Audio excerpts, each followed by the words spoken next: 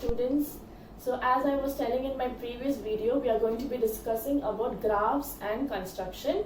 So first today let's see about graphs. So I want you to do just two things. Just see my video first of all, close all your books and anything that is distracting you, just keep it away from you and just listen to my class according to what I say, and then you can see the video for the second time to work out anything.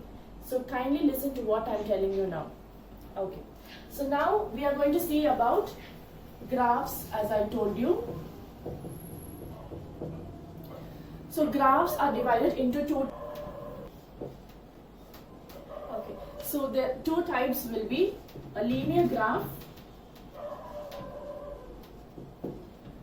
and a quadratic graph.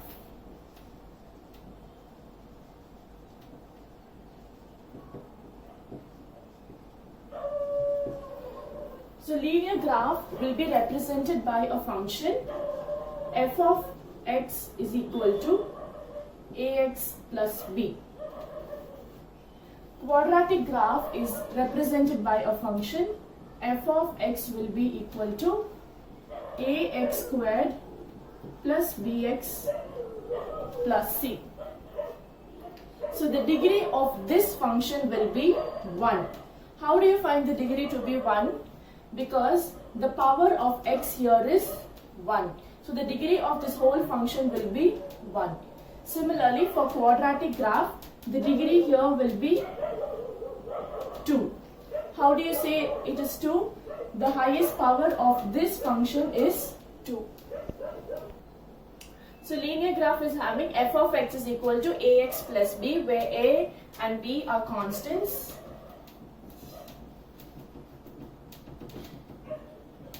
And a not equal to 0.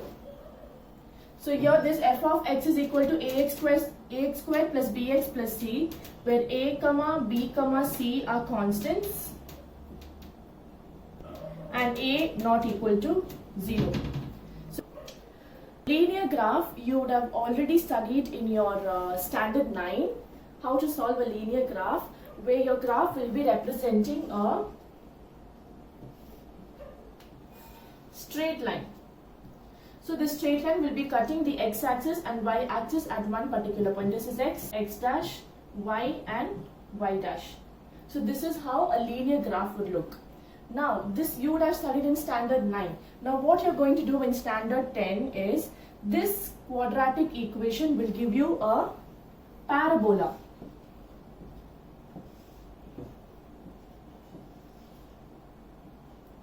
So this is x dash, y and y dash.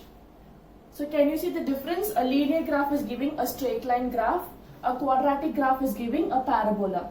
So always these kind of equations will come to a parabolic graph. Now, so under quadratic graphs we are going to see two types, type 1 and type 2. So in type 1 you will be having a graph that represents only a parabola. So these type of graphs will have only a parabola. But type 2 graphs will be having a parabola and also a line intersecting the parabola. Understood? So this is a type 2 graph where you will be having both a parabola and also a linear graph which is representing a straight line cutting the parabola. Now here in type 1 you will be having only a parabola. This is x dash, y and y dash. Here also we are having x dash, y and y dash. Now why are we drawing a parabola? So whenever you're getting the equation as f of x is equal to, it will be in this format, ax squared plus bx plus c. So how you will get the question? They will tell you solve this equation and find the nature of roots graphically. So there are two types of solving. One is graphically and also algebraically. But we are going to see graphically now. So how do you solve the roots graphically? Before solving graphically, how do you identify the roots? Whether it is a real root or you're having unequal values or equal values or it is unreal values. I'll tell you how to identify the roots just seeing at the parabola. So when you're going to draw the quadratic graph, the point of intersection of the parabola and x-axis is very important. So you have to see where the parabola is cutting the x-axis. So here it is cutting at two distinct points. So here the roots will be real and unequal. These are real roots and unequal roots. Why? Because it is having two different points.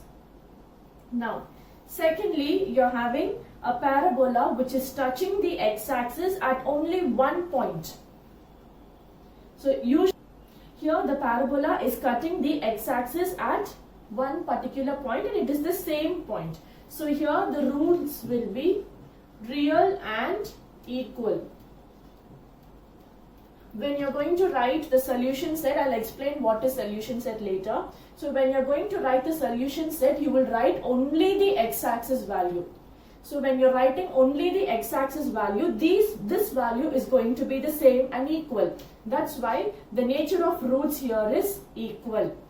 Next we go on to the third type, where the parabola is floating. It is not touching the x-axis. When it is not touching the x-axis, you can directly write no real roots.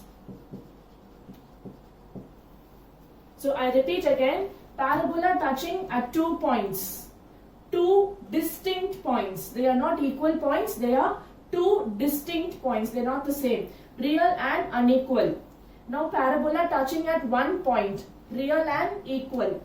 Parabola which is not touching the x-axis but it is floating above the x-axis, no real roots. The same thing we are going to see for an inverted parabola. So this is the U-shaped parabola, the normal parabola. This will be inverted. So looking at this, you can say it is touching at two distinct points. So the roots will be real and unequal. Similarly, this type of parabola will become real and equal. And for this, it is floating below the x-axis. This is no real roots. It doesn't have any real roots. So these are the graphs and this is nature of roots. So this is for the first type 1. So for the first type, you can identify the nature of roots this way.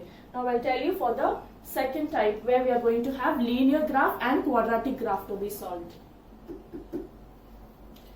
So I had forgotten to tell you about how to identify the number of roots for the parabola. So just having a gist of it. So here the parabola is cutting the x-axis at two distinct points. So I told you when it is cutting at two distinct points, the nature of roots will be real and unequal. So here it is cutting at 2 points, so the number of roots will be 2. Now the next one, we have x dash, y and y dash. So the parabola is cutting at the same point in the x-axis. So how many roots we are going to have? Only 1. And the roots are going to be, the nature of roots are going to be real and equal. The next one, as I told you, the parabola is floating. It is not touching the x-axis. So the number of roots will be 0. So this and this are same. So this is an inverted parabola. So here also it is cutting at 2 points at x-axis. So you will have 2 roots. Similarly here it is touching at one particular point, so 1 root. Here it is not touching at any point, but it is floating in the lower y-axis, that is below x-axis. So here also the roots are going to be 0, that is no roots, no real roots, and you have to write the nature of roots as no real roots. So